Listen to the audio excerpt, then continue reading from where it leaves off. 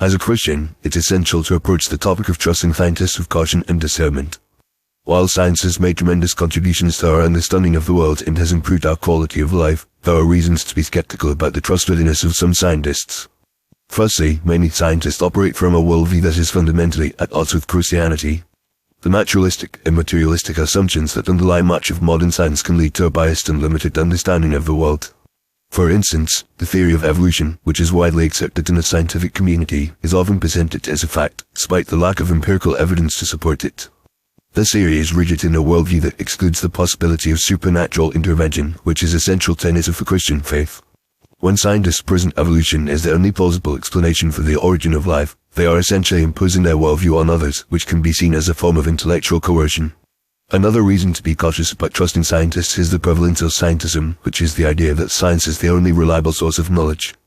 Scientism is a self-limiting approach that dismisses other forms of knowledge, such as philosophical, historical, and theological insights, as inferior or irrelevant. However, as Christians, we recognize that there are other ways of knowing that are equally valid, such as revelation, tradition, and personal experience. When scientists claim that their methods are the only way to arrive at truth, they are essentially elevating science to a false idol, which can lead to a form of intellectual imperialism.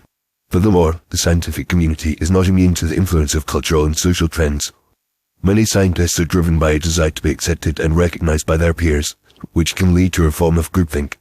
This can result in the suppression of dissenting voices and the marginalization of alternative perspectives. For example, scientists who question the consensus on climate change or the safety of certain vaccines are often ridiculed, ostracized, or even fired from their jobs. This kind of intolerance and lack of open-mindedness can undermine the integrity of the scientific process and make it difficult to trust the findings of scientists. Additionally, the funding and sponsorship of scientific research can also be a source of bias and influence.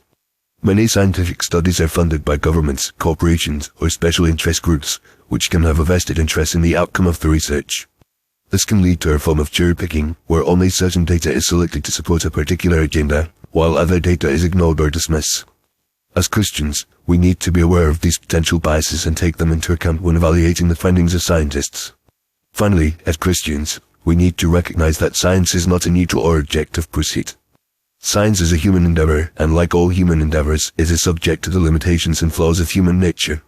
Scientists are not immune to the influences of sin, such as pride, ambition, and greed, which can distort their perception of reality and lead them to promote false or misleading ideas. As the Bible warns us, the heart is deceitful above all things and desperately wicked, Jeremiah 17:9. Therefore, we need to approach scientific claims with a healthy dose of skepticism and discernment, recognizing that science is not a substitute for faith or revelation. In conclusion, while science has made significant contributions to our understanding of the world, there are reasons to be cautious about trusting scientists.